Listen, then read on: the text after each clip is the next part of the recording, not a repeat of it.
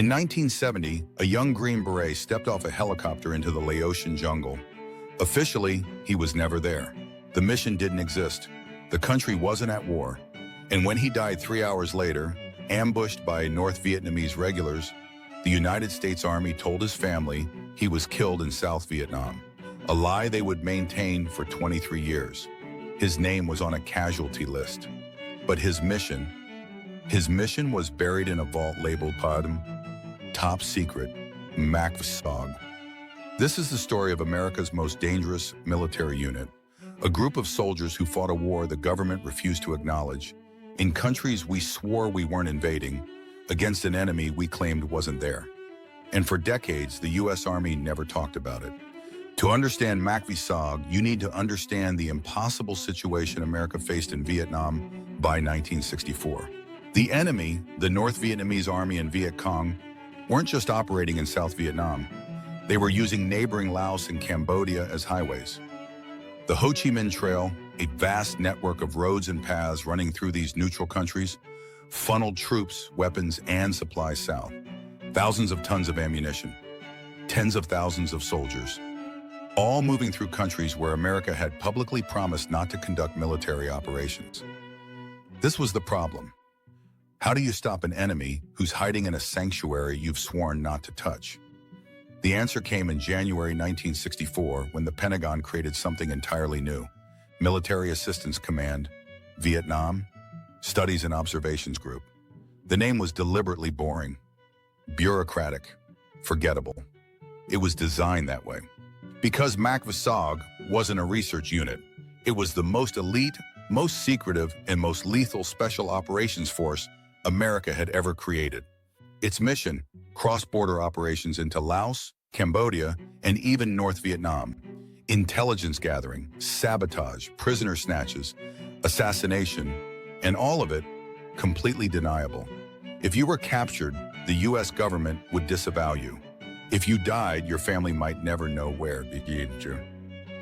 You were operating in countries America swore it wasn't invading, fighting a war that officially didn't exist. And for that privilege, you had a 100% chance of being killed or wounded during your tour. Welcome to MACV-SOG. MACV-SOG didn't advertise. There were no recruitment posters, no public appeals. Instead, they quietly approached the best: Green Berets, Navy SEALs, Air Force Pararescue, Marine Recon. The invitations were vague. Special assignment, volunteers only, high risk. Those who accepted were flown to a classified compound near Saigon. There they learned the truth. One veteran later recalled his briefing. They told us we'd be going into Laos and Cambodia. We'd be operating in teams of usually 12 men, 3 Americans, 9 indigenous fighters, usually Montagnard tribesmen or former South Vietnamese special forces. Our job was reconnaissance, prisoner capture, and ambush. Oh, and one more thing. If we were captured, the US government would deny we existed. The missions were called Prairie Fire in Laos, Daniel Boone in Cambodia, and Shining Brass along the Ho Chi Minh Trail. The name sounded adventurous, romantic even. The reality was anything but. Teams would insert by helicopter at night, dropped into triple canopy jungle crawling with NVA regulars. Sometimes they'd land in a clearing, sometimes they'd rappel through the trees. Either way, every insertion was loud. Those helicopters advertised your arrival to every enemy soldier within miles. Your job was simple: stay hidden, gather intelligence, and get out alive. Except simple isn't the word any SOG veteran would use. Staff Sergeant Robert Howard, later Medal of Honor recipient, described his first mission into Laos. We inserted at dawn. By noon, we'd made contact with an NVA patrol. By sunset, we were surrounded. By midnight, half my team was dead, and we were calling for emergency extraction. That was day one. The enemy wasn't just numerous, they were prepared. The Ho Chi Minh Trail wasn't some hidden footpath. It was a sophisticated logistics network with fuel depots, supply caches, anti-aircraft batteries, and entire NVA regiments assigned to protect it. SOG teams were outnumbered sometimes 100 to 1. Their advantage? Training, firepower, and air support. Each team carried enough ammunition for a small war: grenades, claymores, law rockets. They moved silently, communicated in whispers, and relied on indigenous troops who knew the jungle better than any American ever could. But when things went wrong, and they often did, extraction became a nightmare. Helicopter pilots called SOG extractions suicide missions. Landing zones were usually hot, meaning under fire. Pilots would hover above the jungle canopy while teams fast roped up, often while facing heavy fire from all sides. Some helicopters were shot down. Some teams never made it to the landing zone. One mission, codenamed Tailwind, allegedly involved SOG teams pursuing enemy forces so deep into Laos that they encountered chemical weapons, though the Pentagon has denied this for decades. Veterans insist it happened. Documents remain classified. The casualty rate was staggering. Some sources claim every single American who served in MACV-SOG was either killed or wounded. Not most, every single one. John Strykemeyer, a SOG veteran and later author, wrote, "We didn't expect to survive. You did your tour, and if you made it out, you considered yourself lucky. Most of us didn't talk about it. The missions were classified. The locations were classified. Even our existence was classified. And yet, they kept going back." In September 1970, MACV-SOG launched one of its most controversial operations, Operation Tailwind. The objective, pursue enemy forces deep into Laos and disrupt NVA operations along the trail. 16 Green Berets and 120 Montagnard fighters were inserted by helicopter into the Chivane region, a heavily fortified NVA stronghold. What happened next remains disputed to this day. According to veterans, the teams encountered far heavier resistance than anticipated. They were surrounded, outnumbered, and pinned down. Ammunition ran low, casualties mounted. Then, allegedly, American aircraft dropped chemical agents, possibly sarin gas, on enemy positions to allow the teams to escape. The Pentagon has always denied this. In 1998, CNN aired a documentary claiming the operation used nerve gas. The military condemned the report as false. CNN retracted the story. But veterans who were there, men with nothing to gain, insist it happened. What we know for certain, Operation Tailwind lasted 3 days. Multiple helicopters were shot down attempting extractions.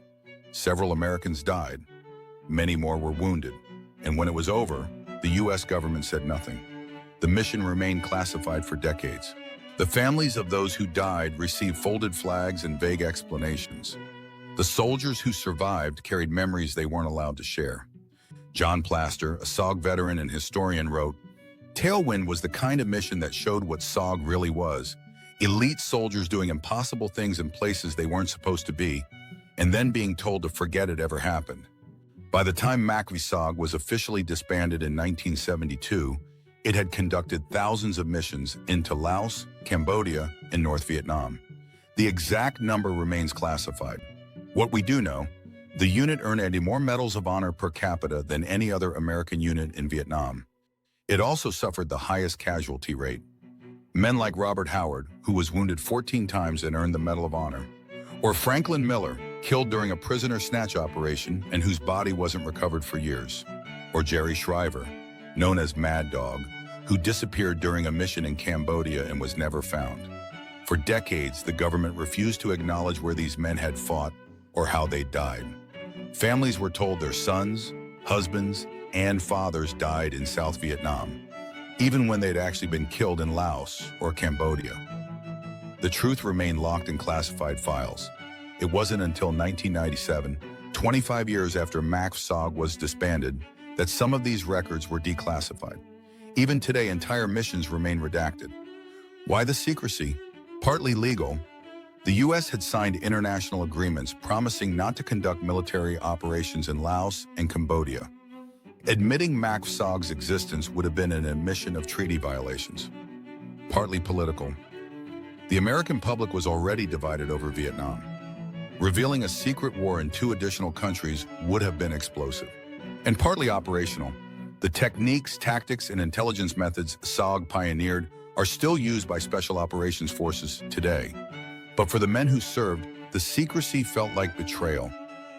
One veteran put it simply, "We did what our country asked. We went where they sent us. We fought an enemy they wouldn't acknowledge. And when we came home, if we came home, we couldn't even tell our families what we'd done." We were ghosts in a war that didn't exist. When MACV-SOG was disbanded in 1972, its legacy was buried alongside its classified files. But its impact on American military strategy was profound. First, SOG pioneered small unit tactics that became the foundation for modern special operations. The techniques they developed, long-range reconnaissance, direct action raids, unconventional warfare, are taught at Fort Bragg to this day.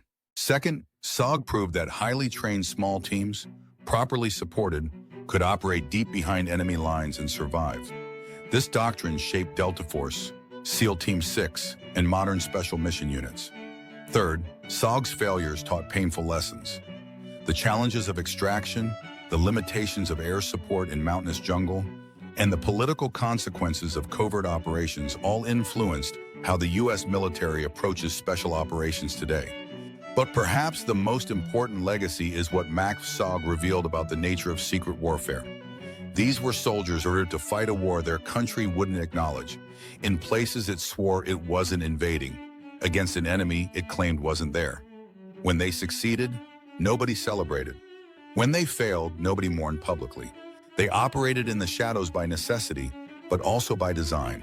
Because sometimes governments decide that certain missions are too sensitive, too controversial, or too morally complex to acknowledge.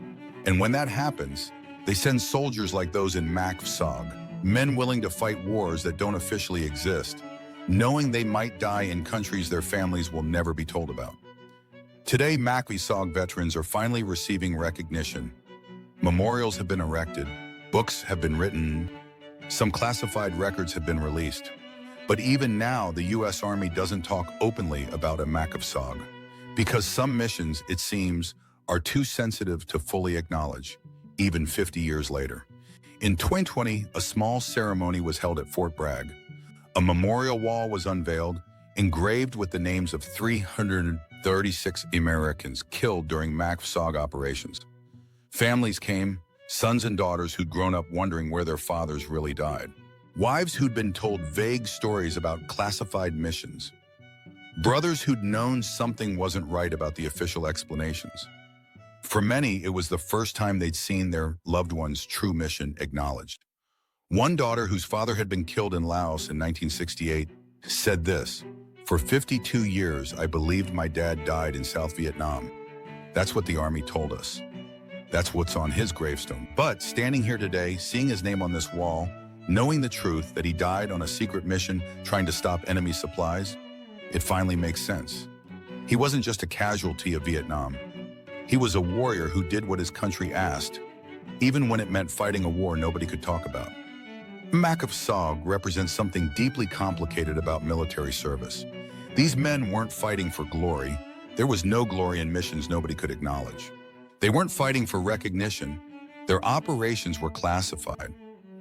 They were fighting because their country asked them to, knowing that if they died, the truth might stay buried for decades. That's not heroism as we usually imagine it. There are no parades for ghosts, no medal ceremony for soldiers who officially don't exist.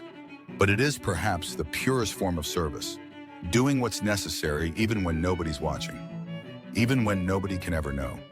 Today, American Special Operations Forces conduct missions around the world. Some you hear about, most you don't. And somewhere in a classified briefing room, soldiers are being told about their next assignment, a mission that might not exist, in a place we're not supposed to be, against an enemy we won't acknowledge. The names have changed. The technology has improved. The wars are different, but the reality remains the same. Some missions, the US Army will never talk about. And the soldiers who carry them out, they go anyway.